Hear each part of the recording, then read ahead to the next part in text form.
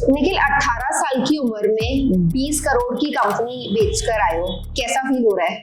Then it didn't make sense कि मतलब अभी तो IITians अपने यहाँ जॉब कर रहे हैं and then I go for IIT to So IITians working under you?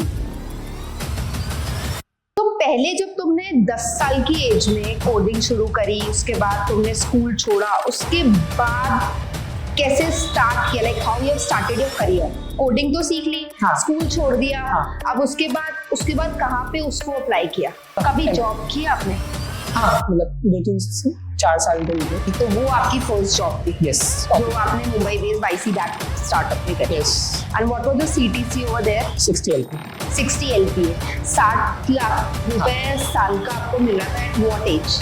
40. Do you think कि कोई डिफरेंस है जिस तरीके से यूएस में कंपनी काम करती हैं और जिस तरीके से इंडिया में ऑर्गेनाइजेशंस काम कर रहे हैं?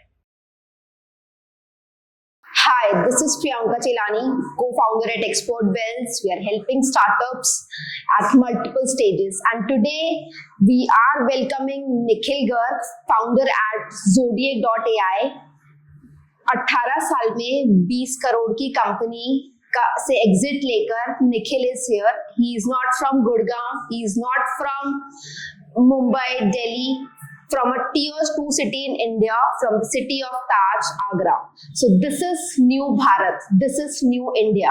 निखिल, 18 साल की उम्र में 20 करोड़ की कंपनी बेचकर आए हो, कैसा फील हो रहा है? काफी अच्छा, of course. Okay, great. So you have started your journey. 5th class में स्कूल ड्रॉप आउट से आज 2026 में 20 करोड़ की कंपनी बेचने का जर्नी कैसा रहा? Hectic and peaceful also. जो फेलियर्स होते हैं उस फेज में? Absolutely, मतलब फेलियर्स के बाद ही, मल्टीपल फेलियर्स के बाद ही एक सक्सेस आ जाती है. अच्छा, so you are letting us know कि फेलियर्स आएंगे बट उसके बाद उससे ही हमें सीखकर और फिर से we have to come back. Yes. Right. तो Nikhil, like at the age of 9 coding से आपने जर्नी स्टार्ट करी. हाँ. कोडिंग कितने साल सीखा, कैसे सीखा, उसके बाद स्कूल ड्रॉप आउट करना, वाज इट अ सिचुएशन और it was a decision? Please let me know. Sure. So actually I had too much interest in this subject called robotics. मतलब स्कूल टाइम पे चलता था. Okay. So Lego kits and Arduino kits ये सब आते थे और उनसे हम रोबोट्स बनाते थे जो डेली लाइफ को हेल्प करते थे ऑटोमेशंस में. फॉर एग्जांपल रोबोट बना दिया जो फ्लोर क्लीन कर रहा है, ऑल दैट स्टफ. सो उसी से धीरे धीरे करके मेरे को इंटरेस्ट और ज्यादा आता गया सॉफ्टवेयर इंजीनियरिंग के टुवर्ड्स. और 2 साल मैंने लर्निंग करी, वेब डेवलपमेंट की, मशीन लर्निंग. ये सब कौन सी एज में किया? रोबोटिक्स को देखकर समझना और ये आइडिया आना? 9 साल की. 9 साल की एज में. कौन सी क्लास में थे उस वक्त? 4th and 5th. 4th and 5th class में. 3rd क्लास से स्टार्ट करा एंड 4th and 5th तक लर्निंग करी. कोडिंग पूरा आ गया. अच्छा, तो इतना पॉसिबल होता है लाइक इस एज में कोडिंग सीखकर और हम उसमें एक्सेल कर सकते हैं? हाँ, बिल्कुल, क्यों नहीं. मतलब अगर आप स्टार्टिंग से ही अपना माइंड उधर की साइड फोकस रखोगे तो एब्सोल्युटली. ओके, तो कोडिंग के लिए तुम्हें लगता है कि आज के टाइम में आजकल बच्चों के लिए या इंडिया में यूथ के लिए कोडिंग सीखना मस्ट है? हाँ, मतलब पूरा का पूरा वर्ल्ड ही टुवर्ड मूव कर रहा है एआई वगैरह के टुवर्ड्स. तो एब्सोल्युटली, मतलब अगर ये नहीं आता तो कुछ नहीं आता.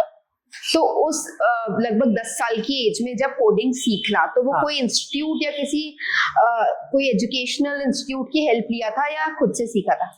आई थिंक मतलब यूट्यूब ही पूरा मेरा प्राइमरी सोर्स था लर्निंग का. और उसके अच्छा. अलावा यूडेमी, कोर्सेरा एंड ये सारे भी थे, बट मेजरली यूट्यूब वगैरह से फ्री ट्यूटोरियल्स उठा के देखता था. जब स्कूल ड्रॉप आउट किया था तो कभी ऐसे सोचा था कि हाँ, आने वाले 10 साल में मैं एक कंपनी बनाऊंगा, स्टार्टअप बिल्ड करूंगा और इस तरीके से एंटरप्रेन्योरशिप में एंटर करके एग्जिट लूंगा?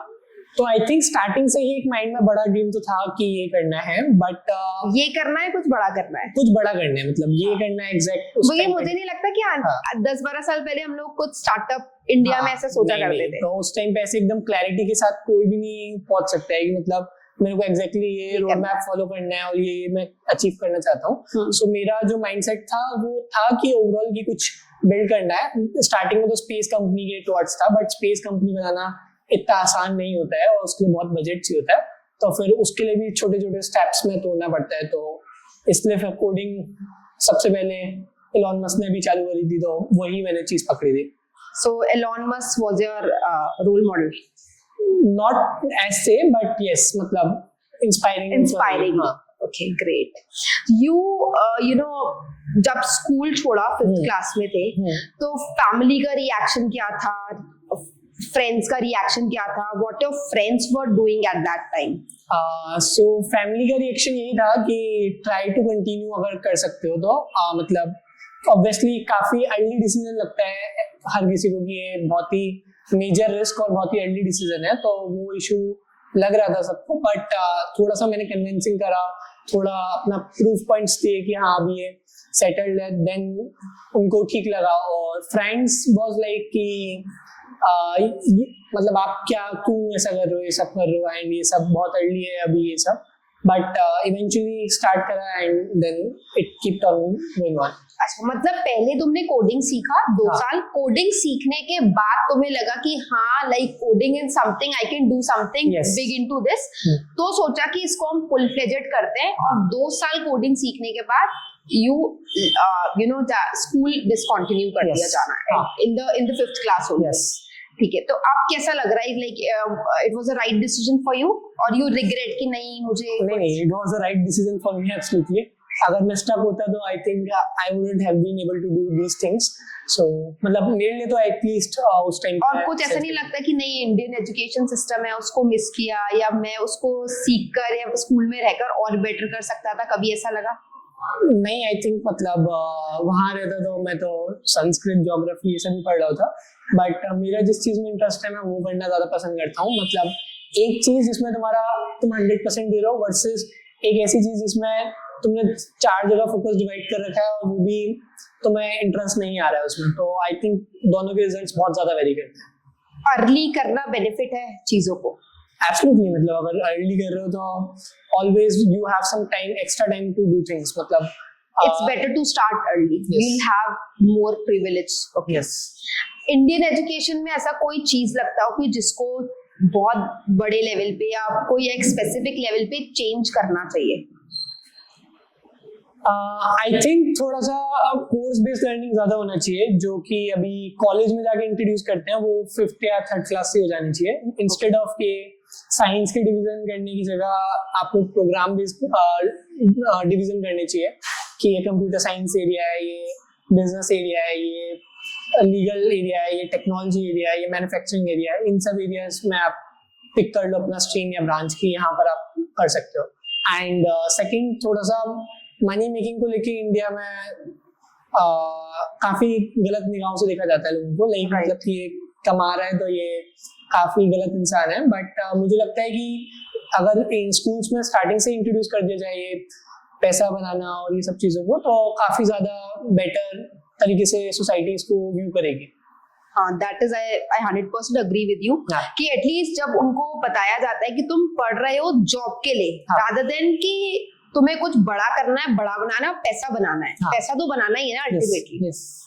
ठीक है, तो पहले जब तुमने 10 साल की एज में कोडिंग शुरू करी, उसके बाद तुमने स्कूल छोड़ा, उसके बाद कैसे स्टार्ट किया, like how you have started your career? Coding तो सीख ली, स्कूल छोड़ दिया, अब उसके बाद कहाँ पे उसको अप्लाई किया? सो सबसे पहले मैं अपने खुद के प्रोजेक्ट्स बनाता था, पोर्टफोलियो एंड ये सब चीजें करता था.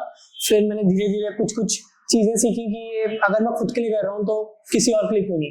तो मैंने देखा अभी क्या प्रॉब्लम्स है लोकल सिटी में हमारे, कि कोई किसी को ऑनलाइन जाना है वो ऑनलाइन नहीं जा पा रहा, किसी को अपना सैलून को ऑटोमेट करना है वो नहीं कर पा रहा है, किसी को और बुकिंग्स चाहिए अपनी स्पा सर्विसेज की नहीं हो रही. तो इन सब चीजों की छोटी छोटी प्रॉब्लम्स है लोकल एसएमईज को, जो हम सॉल्व कर सकते हैं अपने सॉल्यूशंस के जरिए. तो फिर उसके थ्रू मैंने अपना पहला प्रोजेक्ट उठाया था फ्रेशो कार्ट नाम से. फ्रेश कार्ट नहीं, फ्रेश हट नाम से उठाया था. तो वो पहला मेरा ई-कॉमर्स प्रोजेक्ट था, वो मैंने कुछ 6,000 रुपए के लिए बनाया था. कहाँ से लिया था प्रोजेक्ट? वही मतलब ऐसे लोकल स्टोर्स में जा जाके बोलना कि आप अपने सुपरमार्केट को ये सब आपने आगरा में किया था? यस. ओके, ठीक है. और फिर इंटर्नशिप कब स्टार्ट करी? सो ये प्रोजेक्ट होने के बाद मेरे को ई-कॉमर्स बनाना बहुत अच्छे से आ गया. पहली आपकी कमाई जो थी वो 6,000 रुपए थी. वो आपने खुद की सिटी आगरा से करी. उसको कैसे खर्च किया था? 6,000 रुपए को खर्च किया था या सेव किया था? सेव किया था। सेव किया था, ग्रेट। एक इंडियन होने के नाते हमारा ये पहला फर्ज बनता है कि खर्च करने से पहले हम सेव करने का सोचते हैं। यस। तो उसके बाद इंटर्नशिप्स आपने ज्वाइन किया, कौन सी कंपनी के साथ किया, कैसे ढूंढा? सो उससे पहले ना मैंने फाइवर, अपवर्क और यहाँ इन सारे जगह प्लेटफॉर्म्स पे जाके अकाउंट्स क्रिएट करे थे और वहाँ से प्रोजेक्ट्स पिकअप करना चालू करे थे। तो वहाँ पर काफी सारे प्रोजेक्ट्स बनाए थे मैंने, केपी एग्जाम ये सब वगैरह वगैरह। तो उन प्रोजेक्ट्स के अंदर ही मेरे को एक अपॉर्चुनिटी खुद आगे से आई कि फ्रीलांसिंग की जगह आप हमारे यहाँ फुल टाइम कॉन्ट्रैक्ट रोल कर लो और उसके लिए हम आपको ये अमाउंट देंगे और इतने घंटे आपको चाहिए होंगे।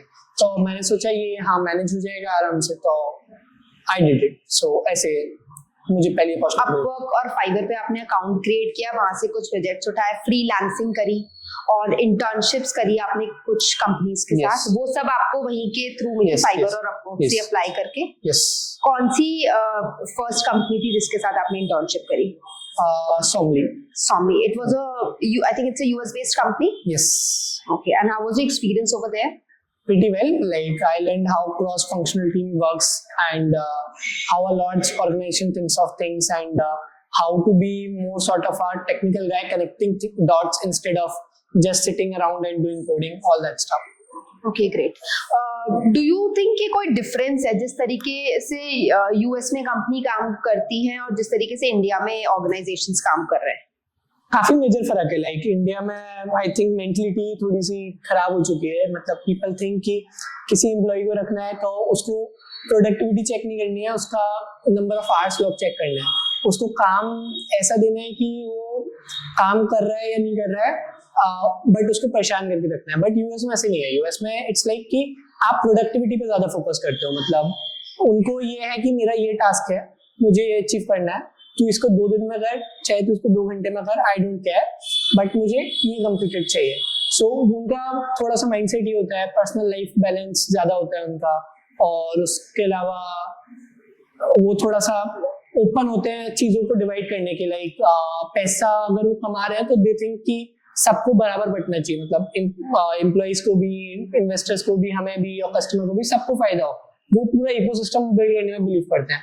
Whereas थोड़ा सा इंडियन कंपनीज में व्हाट आई हैव नोटिस कि एक ही प्रोजेक्ट से मैं सारा कमा जाऊं, दूसरे प्रोजेक्ट की मैं सोचूं ही नहीं, एक ही प्रोजेक्ट में मैं किसी को ना बांटूं, सारा मैं अपने पास रखूं। So that's how companies are thinking right now, which I think is completely unfair.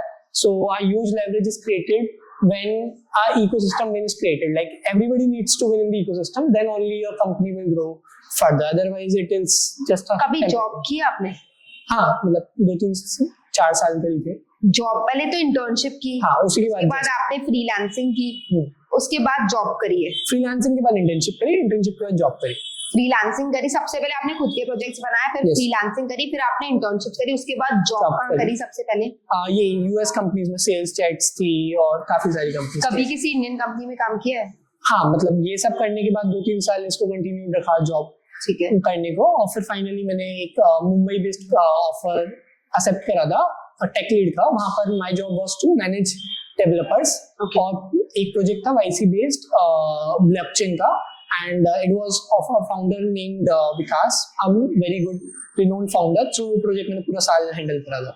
Okay, तो वो आपकी फर्स्ट जॉब थी? यस, जो आपने Mumbai based YC back startup में करी? Yes. And what was the CTC over there? 60 LPA। 60 LPA, 60 lakh रुपए साल का आपको मिल रहा था। At what age? 14। At the age of 14? Yes. Incredible. I would again say this is new India. कि जहाँ पर सिर्फ यूथ या फिर यूथ तो क्या आप बचपन में कह लो कि you are choosing your path, you are creating your own path and you are getting opportunities. And I would say कि इंटरनेट का भी इसमें बहुत बड़ा रोल है। Absolutely. You have learned coding through YouTube. आपने सब कुछ ऑनलाइन इंटरनेट पे सीखा, पढ़ा, समझा। इन फ्रीलांसिंग की जर्नी आपने अपवर्क, फाइवर से स्टार्ट करी, उसके बाद आपने जॉब भी आई थिंक कोई प्लेटफॉर्म को लिंक्डइन के थ्रू आपने कनेक्ट करके देखा और वहां से आपको जॉब मिली। तो I think it's all about कि how we are using internet in India. It doesn't matter where you put up, where are you from, you can do anything if you're coming from a very remote area also. Absolutely. Right? तो कहीं का वो बहुत लोग कहते हैं कि tier 1 में फैसिलिटीज है या फिर टीयर 2 में ये नहीं है या फिर यूएस में कर सकते हैं, इंडिया में नहीं कर सकते। तो बट मुझे लगता है आज के टाइम पे पूरी दुनिया में कहीं से भी कुछ भी बड़ा किया जा सकता है, right? So did your parents understand what are you building, what are you doing, कहाँ देख रहे हो अपने आप को? स्टार्टिंग में तो वही लगता था लाइक कि काफी ज्यादा अलग है औरों से, मतलब जनरली लोग क्या सोचते हैं डॉक्टर इंजीनियर और ये सब करने का, बट मतलब कर तो मैं भी सॉफ्टवेयर इंजीनियरिंग ही रहा था इफेक्टिवली, बट उस टाइम पे इतनी अवेयरनेस नहीं थी कि ये सॉफ्टवेयर इंजीनियरिंग है। कोडिंग मतलब आई थिंक उस टाइम पे तो बहुत न्यू था हमारी सिटी के लिए, और मतलब मैक्सिमम जो होते भी थे कोडर्स उस टाइम पे सब के सब विदेश काम करते थे, HCL, इन्फोसिस वगैरह में। सो इसको काफी एक ऐसा स्टीरियोटाइप बना रखा था कि अगर आपको ये करना है तो विदेश जाना पड़ेगा और आप इसको यहाँ बैठ के तो नहीं कर सकते। तो वो व्यूज थे, but with respect to time सब चीजें सॉलिड होती गई, तो वो व्यूज भी चेंज होते गए। Great, wonderful. जैसे निखिल हम लोग देखते हैं कि 5th क्लास में क्या होता है, 5th क्लास का बच्चा अगर हम देखें आज के टाइम में तो वो ज्यादा से ज्यादा ये सोच पाता है कि मुझे IIT JEE के लिए प्रिपेयर करना है। They have a dream of going to IITs, IIMs। उस टाइम पे कभी आपको ऐसा कुछ ड्रीम आया था कि मुझे ये मेरे को वहां जाना है, या फिर कि because coding was your interest, tech was something you looking to go further, तो उस टाइम पे ऐसा कुछ सोचा था कि मेरे को भी कुछ प्रिपेयर करना है या मुझे IIT जाना है, IIM जाना है, ऐसा कुछ? या था एक एस्पिरेशन लाइक IIT का, लाइक क्योंकि वहाँ पर ऑफ कोर्स नेटवर्किंग अपॉर्चुनिटीज थोड़ी ज्यादा होती हैं, करियर अपॉर्चुनिटीज ज्यादा होती हैं, but with respect to time वो मतलब मैंने काफी ज्यादा आउटपेस कर दिया था उस चीज को। मतलब मैंने जो एम करा था कि मतलब टेक्निकली आप 12th से पहले तो IIT जा ही नहीं सकते, मतलब आप कितने भी टैलेंटेड हो, आप पूरी किताब छान मार दो, पूरा पेपर में टॉप मार दो 365 में से 365, but you can't deny the system, मतलब आप 12th से पहले तो जा ही नहीं सकते हो। सो बट उससे पहले ही मेरे साथ चीजें इतनी बेटर हो गई एंड ऑल कि अभी फाइनली मैं 12th में अब आया हूँ, अभी मे बी मैं अपेयर कर सकता हूँ next year if I want to appear for JEE, but उससे पहले ही सब चीजें हो गई, तो then it didn't make sense कि मतलब अभी तो IITians अपने यहाँ जॉब कर रहे हैं and then I go for IIT too so IITians working under you? Yes, so वो सेंस नहीं बनता ना फिर। Great, that is something wonderful. So मेरे को लगता है कि एक्सपीरियंस मैटर करता है रादर देन डिग्रीज। अब जो सिनेरियो है, yes, and what about AI? अभी दुनिया भर में AI को लेकर बातें चल रही है and you have already built a product Zodiac.ai। तो क्या message you will be giving to the youth कि कैसे वो लोग AI को देखें, समझें और उस पे कुछ बनाएं? ओके, सो AI को ना अभी सबसे ज्यादा हाइप कर दिया गया है। अभी ये वाला जो बबल था LLM वाला 2022 वाला, उसके बाद से सो आई थिंक अब जाके थोड़ा सा स्टेबल हुआ है and this is the best time to enter into this. So it is also effectively following this cycle called plateau cycle. So ये कोई भी इनोवेशन आता है, इंटरनेट आया था, कंप्यूटर्स आए थे, सब आया था, हर साइकिल इसके थ्रू जाती है। सो अभी I think that's the right time to enter into this space. So I think सबसे पहले तो you should start using AI in your daily life, की उसको ऑटोमेट करना, वर्क फ्लोज क्रिएट करना और अपनी प्रोडक्टिविटी को इंक्रीज करने में आप यूज कर सकते हो। एंड इसमें एंटर करने के लिए आई थिंक सबसे पहले आप N10 और OpenAI, Claude, ये सब, और OpenClaw करके एक चीज है, ये सारे टूल्स को लर्न करके आप अपना पर्सनल यूज में लेना चालू करो, then start something around it also. Like पहले तो हमें अपने डेली रूटीन में we have to start using AI। We have to understand कि कैसे ये AI काम कर रहा है। उसके बाद हमारे क्या सोर्सेज ऑफ इनकम है, क्या बिजनेस है, क्या जॉब है, उसको अलाइन करते हुए we have to make something out of it, right? Nikhil, one thing about you that people assume, but it's totally wrong. Like maybe I'm God gifted. Okay. तो मतलब what do you think? You're not God gifted. It's all about your hard work. Yes. मतलब ये हर कोई कर सकता है. Yes, मतलब of course. Like it's not only Nikhil. Anyone can do that. Yes, but थोड़ा टाइम देना पड़ेगा. It's not like कि day and night मैं अमीर हो गए, वो वाला सिचुएशन नहीं है, बट अगर आप टाइम दोगे तो of course there is nothing special in me. And did you ever feel that you missed normal childhood? जैसे दूसरे लोग enjoy करते हैं कि PS5 खेलना है, पार्क्स में भागना है या इधर उधर खेलना है. जनरली 15 से 16 साल की उम्र तक के बच्चे इंडिया की बात करें तो वो अपना most of the time, at least 50% of the time other activities में लगाते हैं. हाँ. तो तुम्हें लगता है कि तुमने वो मिस किया? यू रिग्रेट इट और not?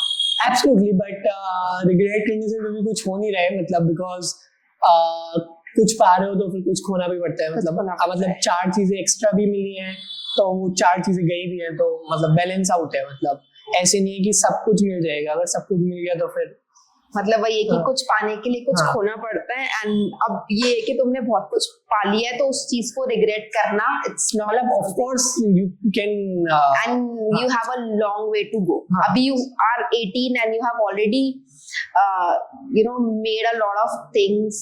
You are just going very fast in your career. तो Abhi Nikhil, you bought a BMW. You have a bodyguard with you. You have a driver. Do you ever feel like your life is moving too fast? Yes, this is one of my major concerns. कोई ऐसे कहता है, कोई ऐसा friend मिला या कोई family हो या कोई रिलेटिव की यार मतलब हमारे बच्चे तो अभी 12th में ही पढ़ रहे हैं और ये लड़का BMW लेके घूम रहा है?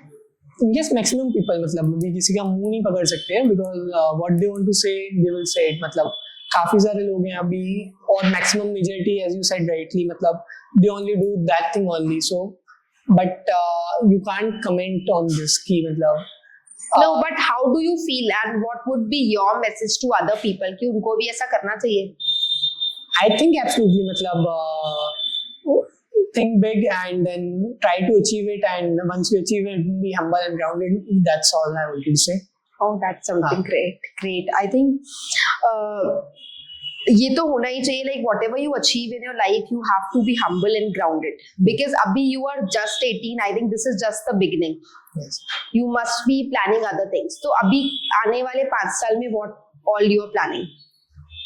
So yeah, first thing is of course जो company अभी acquire हुआ है उस company को I have to consult, and I also have to do advisory thing and also day-to-day routine task करना है. So I'm there till the IPO part, and of course after that I have bigger plans to start something in B2B SaaS global AI space and raise some funding, and this time solo founder and bootstrapped. So that's what I think. मतलब वो next 5 साल मेरे ऐसे गुजरेंगे, and some angel investing वगैरह और थोड़े traditional businesses में I want to enter, मतलब plotting and all that stuff. So ये 5 साल का कुछ road map है. अच्छा, मतलब अगले 5 साल में भी तुमने 50 साल का प्लान लेके चल रहे हो कि ट्रेडिशनल बिजनेसेस में जाना है, B2B में भी जाना है, एंजल इन्वेस्टिंग भी करनी है. Yes. You are looking to support Indian founders? Yes. Okay. Nikhil, एक और क्वेश्चन था मेरा. अभी जो Zodiac.ai को तुमने 20 करोड़ का बेचा है, कैसे? आई थिंक नाइट्रो कॉमर्स को, तो कैसे? Umer is one of the founders of Nitro commerce, तो कैसे उमेर तक पहुंचे? कैसे उसको कन्विंस किया कि हाँ Zodiac.ai something I am building? तो कैसे जर्नी होती है वो एक बूटस्ट्रैप प्रोडक्ट बनाना and going to some big investors? So ये हमारी कुछ टोटल 18 महीने की जर्नी थी. मतलब सबसे पहले हमने कंपनी को स्टार्ट करा था, और ये स्टार्ट ऐसे हुई. इससे पहले मैं एक कंपनी चलाता था ByteQ, जो कि सॉफ्टवेयर डेवलपमेंट कंपनी थी, प्रोजेक्ट्स बनाती थी कंपनीज के लिए. ठीक है. और वहां से फिर मैंने प्रोजेक्ट्स बनाते बनाते सीखा कि प्रोजेक्ट्स बनाने से आप बहुत बड़ा बिजनेस नहीं बना सकते हो. सो इफेक्टिवली आपको प्रोडक्ट बनाने पड़ेंगे. तो प्रोडक्ट बनाते वक्त हमने 3-4 प्रोडक्ट बनाए थे. उनमें से एक प्रोडक्ट जो बहुत ज्यादा हिट जा रहा था वो था D2C स्क्रैपिंग, जहां से एंट्री हमने क्विक कॉमर्स वाले स्पेस को देखा बहुत नजदीकी से कि ये बहुत जल्दी ग्रो कर रहा है. ब्रांड्स की सेल्स इस पे 6 महीने में आधी 50% ऑफ सेल्स वहां से आ रही है. सो वी थॉट सब कुछ यहाँ से स्टार्ट करना है. तो वहां से we started building, and 2 co-founders को लेके आए एंड बनाया प्रोडक्ट 3-4-5 महीने 6 महीने लगा के अपने पैसे कमा के. एंड फिर वो प्रोडक्ट को हमने 5-6 कस्टमर में लगा के अप्रूव करा, प्रूफ ऑफ कॉन्सेप्ट लाए, एंड फिर उसके बाद हम मार्केट में फंड रेज करने निकले थे ज़ोडिएक के लिए.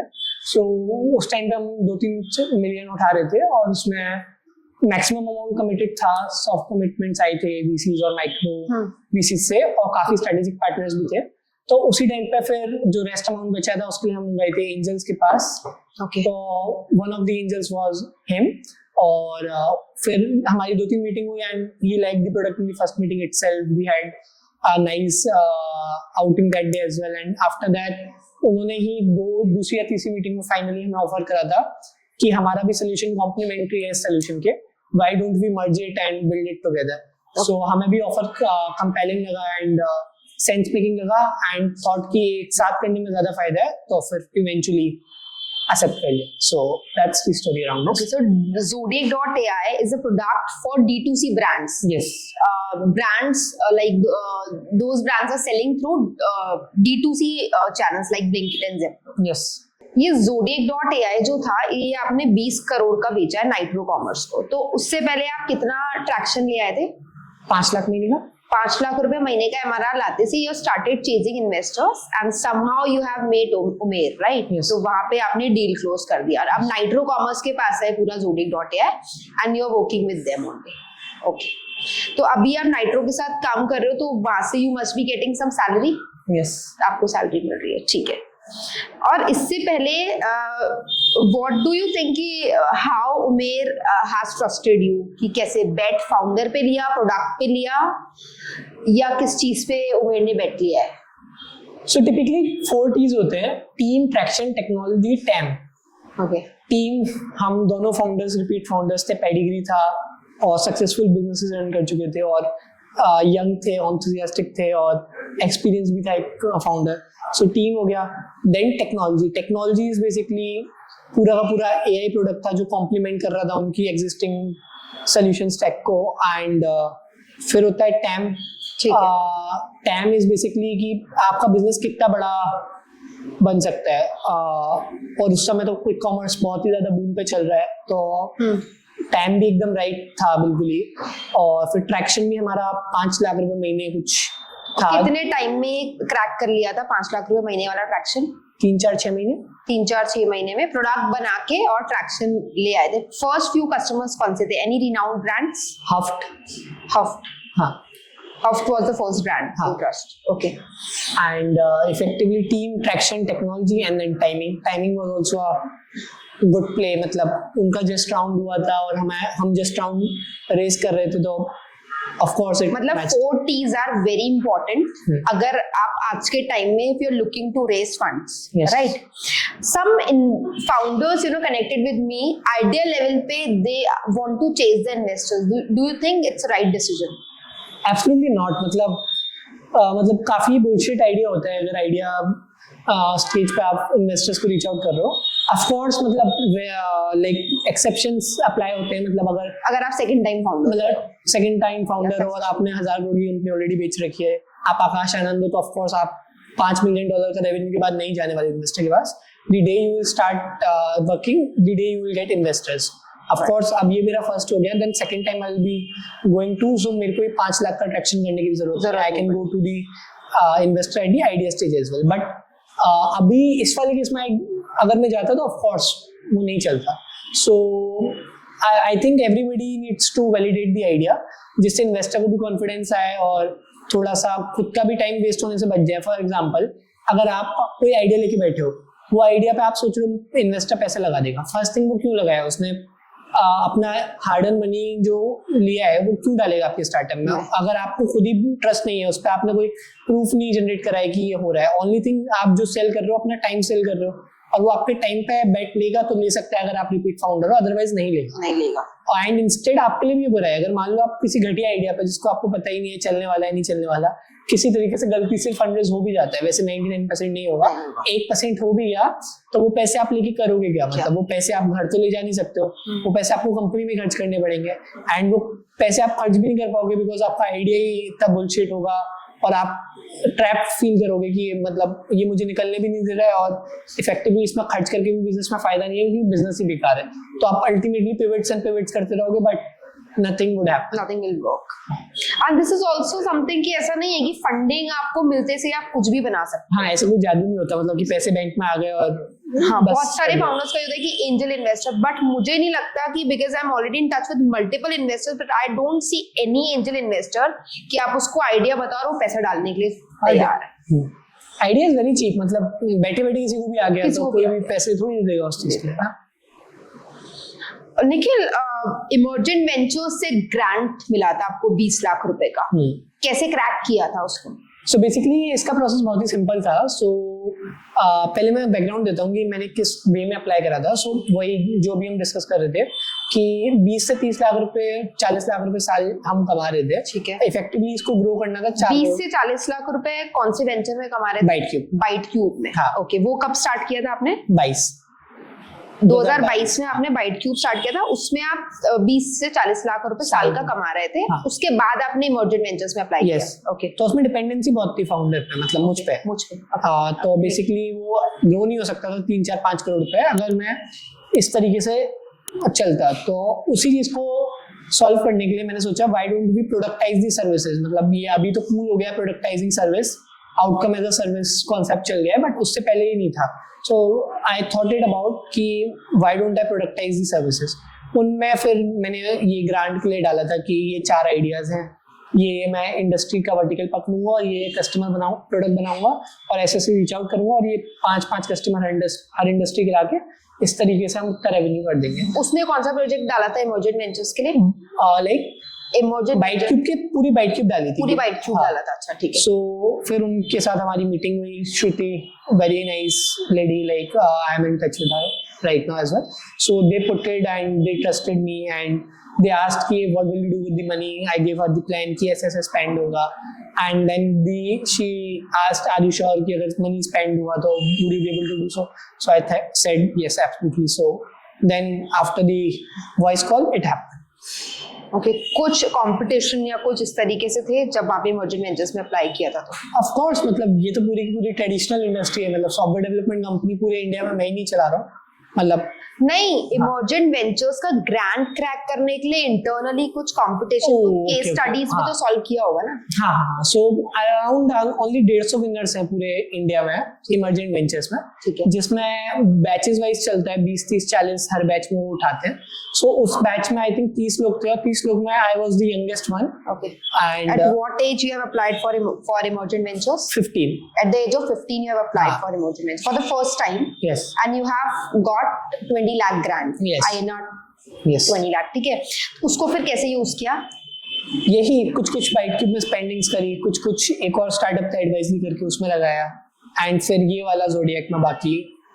अच्छा, like Zodiac.ai से भी you have tried building multiple products, multiple startups, ठीक है, Yes. बट उसके बाद फाइनल ये Zodiac.ai सक्सेसफुल हुआ हाँ. and you have sold it to Nitro Corp. Yes. Great.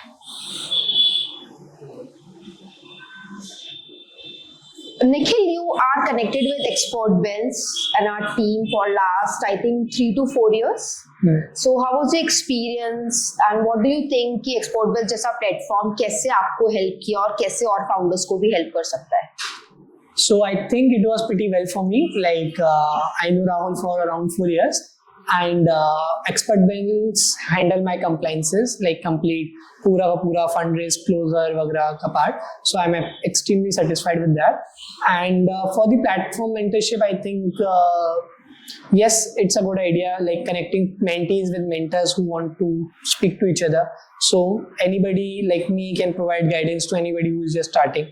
So absolutely, like people should try to understand where they are at their journey and try to speak with advisors on particular topics. So yeah. You have also connected with some mentors, almost liking you connecting with some mentors through exportbells.com. So how was your experience? Good. Like I had one session in total with the US based GTM expert, I think. Okay. And she provided me some guidance how can we expand this quick commerce idea to US and Latin America and also UAE wala part. So and it helped you in your journey. Yes. Great. What would be your message to the school students in India? I think start early, मतलब you should also think around कि क्या skills में मेरे को interest है and how can I monetise it, and जब भी time मिले try to do internships, jobs, gain some corporate experience and start working on your own thing and all that stuff. School drop out करने का तो नहीं बोलोगे? नहीं, of course नहीं. ठीक है, मतलब स्कूल ड्रॉप आउट करना इट्स नॉट समथिंग कि सबको सोचना चाहिए. नहीं, मेरा वर्क बट ऐसा लगता है. Whenever you are getting something कि समर ब्रेक है, विंटर ब्रेक है, just try and go for practical experience, right? Internships हो गया, जॉब अपॉर्चुनिटीज हो गई, फ्रीलांसिंग हो गई, and working on skills is also very important. Do you think कि जो फाउंडर्स हैं वो टियर 2, टियर 3 या फिर जैसे नॉर्थ ईस्ट में जहाँ पे रोड्स भी प्रॉपर नहीं है वहां पे स्टार्टअप्स बन रहे हैं इंडिया में, और कुछ लोग बैंगलोर में स्टार्टअप बना रहे हैं, डू यू थिंक कि कुछ डिफरेंस है या कुछ उन लोग को फर्क पड़ता होगा ऐसे? Not much, मतलब I think tier 2 is building in silence while tier 1 cities are in some hype, and of course there are some benefits. Network होता है, compounding effect होता है, talent अच्छा मिलता है, but majority of things which I feel in tier 1 cities are overrated now. While tier 3 cities you can build it up. Like my suggestion would be personally, like how I do it is like try to find a connecting city to a tier 1 city which is majorly known for startups. Try to work near that city so that you can travel whenever you need some connections, network, or maybe talent, and you can still keep your cost low, keep your motivation high, and also get some more time to work instead of doing things which doesn't matter. So, but I think tier 2, tier 3 remote में भी अगर आप startup build करते हो, you have platforms like LinkedIn है जहाँ पे आप नेटवर्क क्रिएट कर सकते हो, ये एक्सपोर्ट बेल्स है जहाँ पे आप जब चाहो किसी भी मेंटोर या किसी भी फाउंडर से बात कर सकते हो. Do you think like platforms like export bells can also be useful to them and they should use it? Yes, I think so. Like one of the major things in life is guidance, and if you think you are not at a right stage where you can do this and that and you need somebody to talk to you, I think absolutely it's a great thing. Do you think do you have a mentor? Like तुम्हारा अभी शुरू से अब तक कोई mentor रहा है? Not one. Like my case is completely different. Like anybody I speak to, I make him my mentor. Not as such mentor कि he's like guiding me throughout the life. मतलब कुछ भी कोई भी सिखा रहा है तो पकड़ के पूछ लेता हूँ. Like I don't mind कि if I think ये बंदा मेरे को गाइड कर सकता है बेटर, कि इसको आइडियाज है how to make connects in government industries, I'll ask him. ऐसे किसी से मुझे लग रहा है कि he can tell me about. So do you think for one it's not only कि एक ही mentor हो सकता है उसका throughout the life, we should connect and we should have multiple mentors throughout our journey. Yes. Right? एक और चीज से निकल, लाइक तुमने इतना अर्ली एज में स्टार्ट किया, तो कभी ऐसा लगा कि यार मेरे टीम में मुझसे बड़े लोग हैं, मेरे आसपास मेरे से बड़े लोग हैं, या मैं कनेक्ट कर रहा हूँ तो मुझे कोई बच्चा समझ रहा है या बुली कर रहा है, कभी ऐसा हुआ है? मेजरली नॉट, मतलब बिकॉज मेरा स्टार्टिंग से कॉर्पोरेट एक्सपीरियंस ज्यादा रहता है. सो बेसिकली जनरली क्या होता है कि लोग बिना कॉर्पोरेट एक्सपीरियंस गेन करके या फिर बिना थोड़ा माइंडसेट उस लेवल का बना के डायरेक्टली जंप इन करते हैं कि ये मैं बना रहा हूँ, ये कर रहा हूँ, and they try to enter सीधा बड़ी इंडस्ट्रीज में और ये सब चीजें. तो उधर ऑफ कोर्स ये सब चीजें बहुत होती हैं, बुलिंग वगैरह की कौन आ गया है वगैरह वगैरह. But the way I gone through it is was very systematic, कि मतलब मैंने पहले सीखी चीजें, सो नोबडी थिंक्स मी कि ये कहाँ से आ गया है. फिर जॉब्स एंड इंटर्नशिप्स करी, सो कॉर्पोरेट नेटवर्क्स बने कि ये है, and till that time people didn't also used to know my age, कि मतलब ये 12, 13, 14 साल का लड़का है. सो ऐसे में कंप्लीटली वो दे यूज्ड टू थिंक कि 25, 26 साल का लड़का है एंड ऑल दैट. तो वहां से फिर जब कॉर्पोरेट से निकले, देन इफेक्टिवली अपनी कंपनी चालू करी. सो पूरा का पूरा फिर तो एम्प्लॉइज ही थे. एम्प्लॉइज को भी जब लगता था कि ये obviously they were my manager in previous company, so वहां से भी नहीं हुआ थोड़ा बुलिंग. फिर फाइनली जाके जब ये सब करके I built so much connects in the industry and name and fame and also earned some good money, and फिर थोड़ा maintain भी चीजें ऐसे करी. So people didn't used to identify my age most of the times जब मैंने startup करा, और फिर connects इतने हो गए थे कि people used to recognize me as an adult only, कि हाँ मतलब हमारे वाला ही level पर है and ये हमारे amongst ही है. और फिर ऐसे ही फिर जैसे ही कंपनी बनाई और फिर जब सेल हुई तब भी सेम, मतलब investors, customers and partners, co-founders, employees सबके सब obviously like They became your friends and like family. हाँ. So I have an information Nikhil like 2007 में you born like your date of birth is in 2007. हाँ. लगभग 2015 में at the age of 9 और lump sum अगर ले तो 10 साल में तुमने कोडिंग की जर्नी स्टार्ट कर दी थी. उस टाइम पे 2015 की बात करें तो कभी ऐसा सोचा था कि मुझे आगे चल के स्टार्टअप बिल्ड करना, लाइक स्टार्टअप और something in your mind at that time? नहीं, आई थिंक मैं थोड़ा सा फ्लो के साथ ज्यादा चलने पे बिलीव करता हूँ कि मतलब ऐसे नहीं कि कुछ भी हवा में सोच लिया और बस कर रहे हैं. मतलब नहीं पता था उस टाइम पे कि स्टार्टअप कुछ ऐसी चीज होती है कि नहीं, फ्लो था. मतलब जस्ट एक फ्लो था कि मतलब इवेंचुअल गोल पता है कि एक स्पेस कंपनी बनानी है या फिर एक ओशन माइनिंग कंपनी बनानी है, तो इफेक्टिवली वो डे वन पे ही तो नहीं हो सकता कि कुछ भी स्टार्ट कर दिया और लग गए. सो उसके पीछे भी पूरा एक 15-20-25 साल का एक रोड मैप है. तो उसको फॉलो करते करते अलॉन्ग दी पाथ काफी चेंजेस हुए, इंटरेस्टों में चेंज आया और पैशन बदला और ये सब चीजें हुई, तो फिर इफेक्टिवली ये सब हुआ. But it was never planned कि ऐसे मेरे को ये करना है एग्जैक्ट, तो वो नहीं था. बट ऑफ कोर्स हाँ, क्लैरिटी थी स्टार्टिंग से. Like when I got this grant also, so this is exactly what I aspired of, और यही मैंने exactly commit करा था कि मैं 18 साल तक ये करना चाहता हूँ. And I think मतलब 100% नहीं तो 60-70% तो जो सोचा था वही exact कर लिया. तो मतलब एटलीस्ट हमें इतना बड़ा सोचना चाहिए कि उसका 50% भी जब आप अचीव कर लो तो it should look big. Exactly मेरा यही गोल था. मतलब जब मैं 14-15 साल का था कि अपना till the age of 18 I want to get. अच्छा, अभी you turned 18 this year only. I think almost 1 or 2 month back. हाँ. ठीक है, तो इससे पहले जो इतना कंपनीज का पार्ट बनना, ये सब जो लीगल वर्क होता था वो किसके नाम पे होता था? Because you are a minor. Father. सब कुछ फादर के नाम पे होता था. Whatever you have bought like any asset और एनीथिंग, जो भी सब खरीदा उसका सब फादर के नाम पे होता था. ओके, तो अभी व्हेन यू टर्न्ड 18 उसके बाद कुछ ऐसा लिया है जो सीधा हाँ खुद के नाम पे लिया है? अभी एक ऑफिस लिया है. हाँ, वो अभी अपने नाम पे लेने वाला हूँ मैं. अच्छा, अभी लेने वाले हो? अभी लिया नहीं है? मतलब ले लिया है, रजिस्ट्री बाद में होती है ना. ओके, ठीक है. Okay, great. Let's go for a quick rapid fire. Thank you. Like you have given lot of insights. I think it definitely gonna help lot of students, youth in India, and especially lot of founders who have a long way to go or chasing dreams, investors, founders, mentors, right? एक चीज और पूछनी थी, लेकिन मुझे तुम्हें लगता है कि हमारी लाइफ में स्कूल कॉलेज का भी एक रोल होता है कि हाँ बेस्ट स्कूल होना चाहिए, बेस्ट कॉलेज होना चाहिए, उससे हम कुछ बड़ा कर सकते हैं? नॉट रियली, बट ऐसे में डिनाई भी नहीं करूंगा मतलब कि बिल्कुल ही नहीं होता. ऑफ कोर्स अगर आप कोई मैन्युफैक्चरिंग फैक्ट्री चलाते हो और आप अपने बेटे को अंबानी के इंटरनेशनल स्कूल में डाल रहे हो, तो ऑफ कोर्स उसके कनेक्शंस मुझसे ज्यादा होंगे, बिकॉज वहाँ पर लाइक बिगेस्ट लोगों के बच्चे पढ़ते हैं. तो ऑफ कोर्स वो सब चीजें थोड़ा मैटर करती हैं.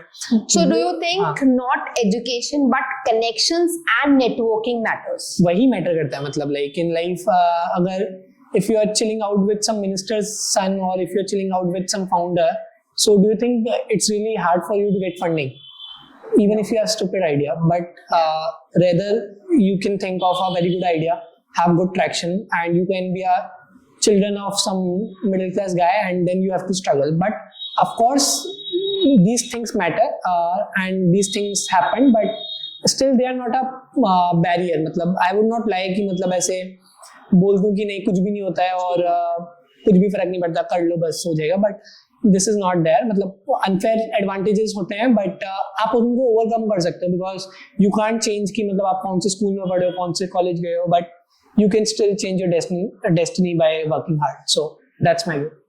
ओके, सो मनी और पैशन? मनी और पैशन. टीम और solo?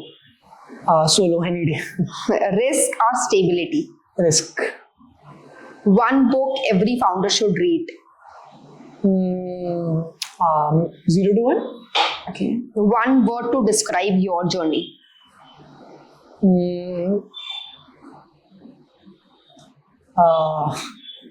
May be long.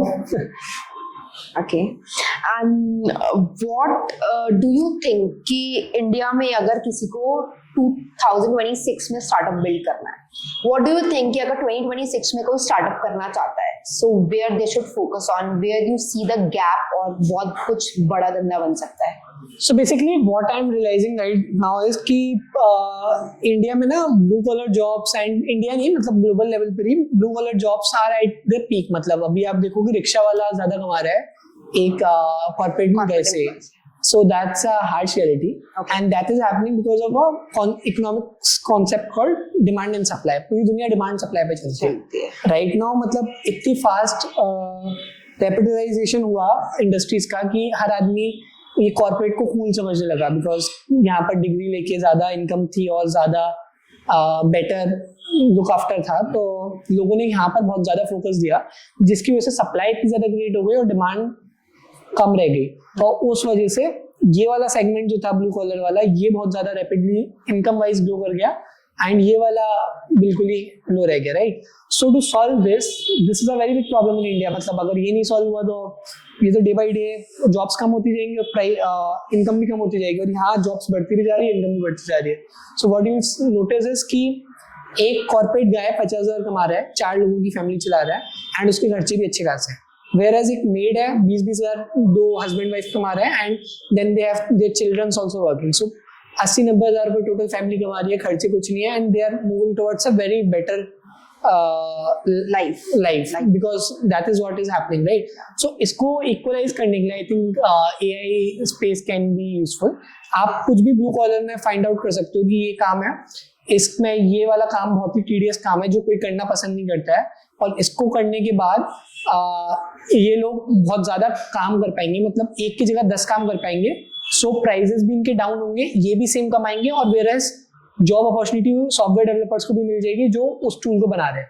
For example आप ये कर सकते हो कि अगर आप देखो रॉ मटेरियल इंडिया में आता है कंस्ट्रक्शन का, तो बहुत ही खराब आता है, या फिर कह लो बहुत ही मिलावट वाला आता है, उसमें कुछ मिला होता है. सो why don't you start something कि वो पूरा का पूरा उसकी क्वालिटी इंस्पेक्शन करे, फाइंड आउट करे कि ये वाला चीज गलत है और ये चीज इन्होंने एक्स्ट्रा मिला के भेजी है, ये वगैरह वगैरह. सो इससे सॉफ्टवेयर डेवलपर्स को भी जॉब मिली, और जो बंदा मैनुअली करता था वो एक बंदा अब 10 कर पा रहा है, जिससे उसकी इनकम को भी फर्क नहीं पड़ा, बिकॉज काम ऐसा बहुत ज्यादा है इंडिया में. सॉफ्टवेयर डेवलपर को भी जॉब मिल गई, और कंज्यूमर का भी अल्टीमेटली फायदा हुआ, क्योंकि उसको कम मिलावटी वाला सामान मिला. Like this multiple use cases in the industry. मतलब AI स्टार्टअप फाउंडर्स के लिए कैसे हेल्प कर सकता है? पूरा का पूरा बिजनेस ऑटोमेट कर दो. सबसे पहले ट्रेडिशनल बिजनेसेस पकड़ो. मतलब one of the biggest problems, मतलब ट्रेडिशनल बिजनेसेस कूल क्यों नहीं है, क्योंकि वो स्केल नहीं करते और प्रॉफिट लो होता है, यही एक चीज होती है ना. And why is that? Because उसमें ऑटोमेशन बिल्कुल भी नहीं होता. Nowadays what I'm seeing in US is basically लोग क्या कर रहे हैं, पावर कट का वहाँ पर बहुत ज्यादा प्रॉब्लम है. पावर की प्राइसिंग बहुत फ्लक्चुएट करते हैं. तो I know one company what they did was कि उन्होंने उठाया पावर प्राइसेस का डेटा लास्ट 20 साल का, उस पर एक LLM लगाया और फिगर आउट करा कि इस टाइम पे प्राइस पावर का सस्ता मिलेगा, इस टाइम पे महंगा मिलेगा. सो वो पहले से ही जब सस्ता होता है खरीद के रख लेते हैं, और जिस टाइम पे महंगा होता है उस टाइम पे परचेजिंग खत्म कर देते हैं. तो इससे they were able to improve their EBITDA by 30%, और फिर वो IPO में उनका वैल्यूएशन मल्टीपल 5x से बढ़ गया. So why don't we try these things in India? So that's my take on this. और आई थिंक ऐसा भी है कि पहले ये होता था कि आपको 10 लोगों की टीम से स्टार्ट करना है, but because of AI now you can start with 2 people also. Yes. And कि 3 लोगों की जगह वो एक बंदा भी काम कर सकता है. Right. So AI is very useful for startup founders. Yes. And do you think AI is replacing jobs? Yes, absolutely. वही तो अभी बोला कि लाइक व्हाइट कॉलर की वो जॉब खा रहा है. So it's effectively problematic for both areas. मतलब जिसकी जॉब खा रहा है वो भी परेशान, और जो जॉब खा रहा है वो भी बहुत ज्यादा खुश नहीं है, बिकॉज जिसकी जॉब खा रहा है वो भी बहुत हाई पेइंग एरिया नहीं था. तो लाइक मे बी अगर कोई सॉफ्टवेयर डेवलपर की जॉब आप लाइक सॉफ्टवेयर डिजाइनर मान लेते हैं, UX डिजाइनर 50,000 रुपये महीने में आता था, और उसको आपने ऑटोमेट कर दिया, तो what you can charge 10,000 rupees per month. But अपना फैमिली बिजनेस भी आप ये है कि AI को लाकर ऑटोमेट कर सकते हैं. वहाँ पर ज्यादा पैसा है, बिकॉज वहाँ पर लोग भी रेडी हैं पैसे देने के लिए, क्योंकि दोनों साइड का फायदा है। उनका जो लॉस वो ऑलरेडी कर रहे हैं वो कम हो गया, और जो आप कर रहे हो उससे आप ज्यादा पैसा कमा पाओगे as a AI founder. For example predictive maintenance एक बहुत अच्छा एरिया है।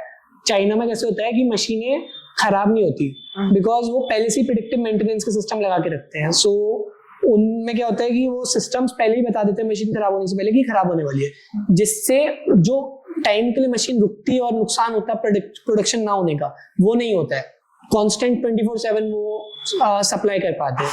तो इससे उसका भी फायदा, जिसका फैमिली बिजनेस था वो 4 करोड़ रुपए वैसे ही साल का खर्च करने वाला था खराब मशीन को ठीक करने में, वो खराब ही नहीं हुई तो वो तुम्हें 1 करोड़ रुपए दे देगा, जिससे उसके भी 3 करोड़ रुपए बचे, तुम्हारा भी 1 करोड़ रुपए बन गया, और तुमने किसी की जॉब भी नहीं खाई, और इफेक्टिवली कंट्री का भी फायदा हुआ क्योंकि वो ज्यादा एक्सपोर्ट कर पा रही है। तो इस तरीके के सोल्यूशंस पे मैं ज्यादा बिलीव रखता हूँ ओवरऑल। इंडिया अभी 3rd लार्जेस्ट स्टार्टअप इकोसिस्टम है। डू यू थिंक कि ये नंबर 1 पे आ सकता है? यस, टाइम लगेगा बट आएगा। इंडिया का स्टार्टअप इकोसिस्टम को अगर हम एक वर्ड में डिस्क्राइब करना चाहे तो व्हाट वुड यू से? यार एक वर्ड में कैसे डिस्क्राइब करें, बट स्टिल अगर एक वर्ड में डिस्क्राइब करें सो वेरी अर्ली है। हाँ. अभी टाइम लगेगा इसको मैच्योर होने में। Yes,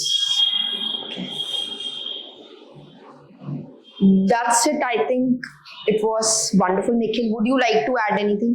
no, all good from my side. That's it. Thank you so much for joining today. I think it was super insightful. I personally learned a lot from your journey, though I'm in touch with you for last 3 to 4 years, so every day I listen to your stories and everything, but it's really inspiring, and I would say कि hard work ही काम करता है, with smart work, with AI, with automation obviously. But मैंने भी देखा कि you have started your career in the year of 2015. Now it's 2026. This year you have got something कि 10 से 11 साल लग जाते हैं चीजों को बनने में। और बहुत सारे स्टार्टअप फाउंडर्स इंडिया में सोचते हैं कि हमने स्टार्ट किया, 1 महीने में रिजल्ट नहीं आया तो बंद कर दिया। This is something wrong. Absolutely, मतलब वही है ना, like media and things also show like कि मतलब ये ओवरनाइट सक्सेस दिखाते हैं कि 2000 करोड़ का बिका, 4000 करोड़ का बिका, but do you know the reality behind it कि मतलब वो स्टार्टअप फाउंडर के पास एक्चुअली उसमें से कैश कितना एग्जिट आया, क्या क्लॉजेस होते हैं, कितना टाइम लगा, मतलब बहुत सारी चीजें होती हैं which unfortunately media doesn't cover. So thank you Nikhil for joining us here. काफी इंसाइटफुल था। I'm like always learning from your journey, and it's very inspiring. Your hard work, your inclination toward building something into technology, into AI, it's wonderful. And not from Bangalore or any big city, but from a city like Agra, it's wonderful. I think it's phenomenal. Youth in India, हमें सीखना चाहिए तुम्हारी journey से और आगे बहुत कुछ करना चाहिए। That's it. Thank you so much for coming. Absolutely, my pleasure.